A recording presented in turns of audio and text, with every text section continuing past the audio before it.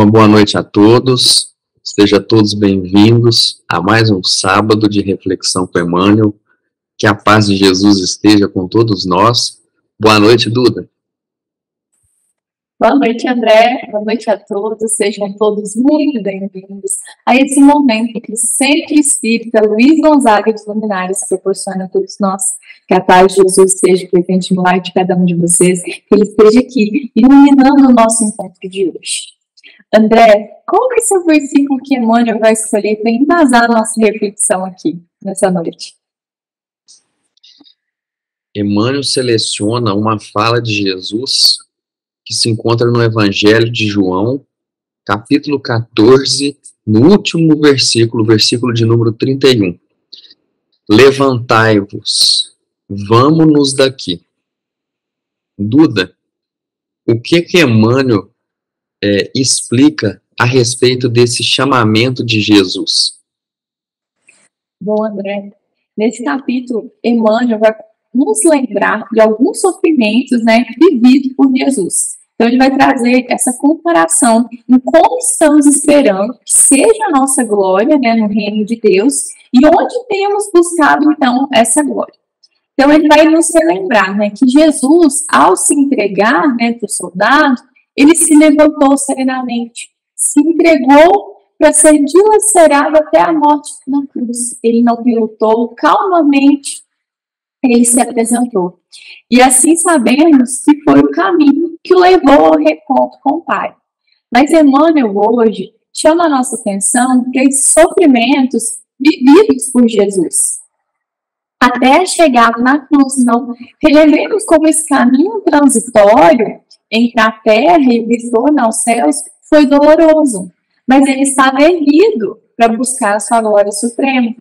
O benfeitor hoje nos leva a fazer, então, essa análise de comparar, o que foi vivido por Jesus e esse tempo atual, onde muitos cristãos estão com altas expectativas para essa chegada ao reino de Deus, que seja de modo satisfatório, que eu não tenha nenhum desconforto, expectativas muito altas a respeito desse processo transitório. Então, no entanto, a sociedade atual, embora queira ter essa transitoriedade calma, tranquila, sem desconforto, ele tem buscado vitórias em coisas materiais, em coisas que não são de Deus, Então ele fala que tem buscado em coisas efêmeras, coisas vazias, e tem buscado o supérfluo, tudo aquilo que então vai ter valor entre os homens. E aí ele cita aqui, essa busca incessante pela superioridade, mas pela superioridade que não é espiritual. Então ele cita aqui que tem buscado posições elevadas, de status social, buscado um carro novo, carro do ano, trocar o domicílio, juntar tudo isso para que tenha melhorias significativas, que são significativas apenas aos olhos dos homens. Então tem buscado essa glória do que é supérfluo. E nada disso adianta para o Espírito, pois tudo isso é muito passageiro, nós sabemos disso. E isso jamais nos levará a essa recompensa do céu. Então isso nos deixará apenas aqui com essa da terra, e essa da terra não leva a lugar algum. Então ele faz realmente nessa noite esse comparativo e nos leva a fazer essa análise. Como temos esperado e aonde temos buscado, então, essa glória. André, você tem uma história que possa ilustrar ainda mais essa reflexão aqui para nós hoje? Eu selecionei uma história que está no livro Jesus no Lar, escrito por Chico Xavier e ditado pelo espírito de Neio Lúcio. E essa história vai dizer a respeito de, para a gente se levantar, a gente tem que fazer um esforço para isso, Para a gente chegar até Jesus, onde ele se encontra, na evolução que ele tem, a gente precisa se esforçar para se melhorar e caminhar até ele. Então, a história está no capítulo 43 e se chama A Glória do Esforço. E nessa história, o apóstolo Tiago, ele estava dizendo para Jesus da dificuldade para se preparar, para ser um discípulo, né? Naquele momento eles estavam sendo preparados ali. Então, ele dizia que era muito difícil você conseguir ser um discípulo diante de um mundo que era contrário à bondade, né? Era um mundo que não perdoava, e aí os outros discípulos também entraram nessa conversa e começaram a colocar suas ponderações a respeito, né, dessa visão. Eles dizendo que era um mundo muito endurecido, muito ganancioso, que as pessoas estavam pensando só no dinheiro, né? E aí Pedro, então, faz a seguinte observação. Ele fala assim, entre ensino e aproveitamento... Pedro pergunta para Jesus qual que era a opinião dele a respeito disso, dessa dificuldade que os discípulos estavam tendo perante esse mundo que eles achavam que não estava sendo favorável para eles. E aí Jesus responde assim, entre ensino e aproveitamento, tudo depende do aprendiz. E aí ele conta uma história para poder explicar melhor isso. E ele diz assim, que tinha um músico que ele se dedicou muito e ele se especializou em tocar aquele instrumento, a harpa. E ele adquiriu tamanha perfeição na maneira que ele tocava aquele instrumento, que as pessoas de longe vinham até a casa dele ou onde ele estivesse se apresentando para poder ouvir, né? Tamanha beleza que ele tocava aquilo. E a casa dele, de fora da casa dele, tinha umas árvores assim, muito frondosas e que davam uma sombra muito boa. E aí vários viajantes, quando passavam por ali, eles escolhiam parar do lado de fora da casa desse músico, embaixo dessas árvores, para poder ficar ouvindo ele treinar, ele tocando, porque era de uma perfeição muito bonita, né? Até quando ele improvisava, quando ele estava criando uma música, era de uma beleza muito grande. E com essa maneira como ele tocava, isso rendeu a ele uma fama. Ele ficou muito conhecido na região e também ele conseguiu muito dinheiro com isso, porque todas as pessoas que faziam festas convidavam ele para poder tocar, porque era uma beleza, né? E ele achava que ninguém poderia tocar como ele na Terra, né? Ninguém poderia sequer chegar perto da perfeição que ele tocava. Só que sempre que ele se apresentava, tinha um escravo que trabalhava junto com ele, e esse escravo, ele ficava servindo água, comidas, frutas para as pessoas, né, para os convidados. Só que esse escravo, ele nunca conversava com ninguém, e ele ficava, quando ele não estava trabalhando, ele ficava quietinho no canto dele, só observando a maneira com que ele tocava aquela harpa, que aquele senhor tocava aquela harpa, e ele prestava atenção nas mãos, na postura do corpo, para ver como se tocava. E aí passaram-se alguns anos, e um dia esse músico foi se apresentar numa cidade vizinha, e resolveu voltar para casa, de repente. Ao invés dele dormir nessa cidade vizinha, ele resolveu voltar. E quando ele foi chegando perto da casa dele, ele escutou uma música muito bonita sendo tocada na harpa dele, que estava em casa, né? E ele falou, nossa, mas será que é algum anjo que veio na minha casa para poder tocar essa música tão bonita? Quem será que seria essa pessoa, né?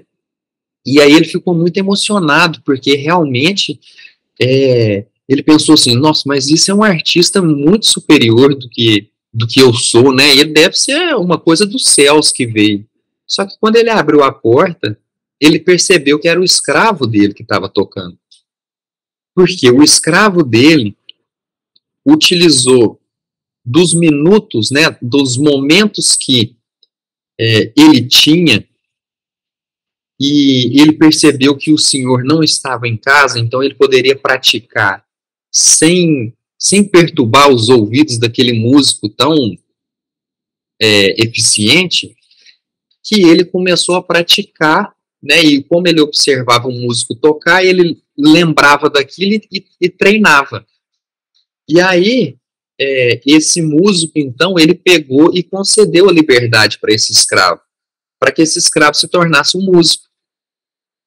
E aí os discípulos ficaram assim, ficaram mudos e meio confusos de o que Jesus está querendo dizer com isso, né? E aí Jesus, ele faz a seguinte explicação para poder terminar. Eu vou ler aqui o que Jesus disse. A aquisição de qualidades nobres é a glória infalível do esforço. Todo homem e toda mulher que usarem as horas de que dispõem no instrumento da vida, correspondendo à sabedoria e à beleza com que Deus se manifesta em todos os quadros do mundo, depressa lhe absorverão a grandeza e as sublimidades, convertendo-se em representantes do céu para seus irmãos em humanidade. Quando a criatura, porém, somente trabalha na cota de tempo que lhe é paga pelas mordomias da terra, sem qualquer aproveitamento das largas concessões de horas que a divina bondade lhe concede no corpo, nada mais receberá, além da remuneração transitória do mundo.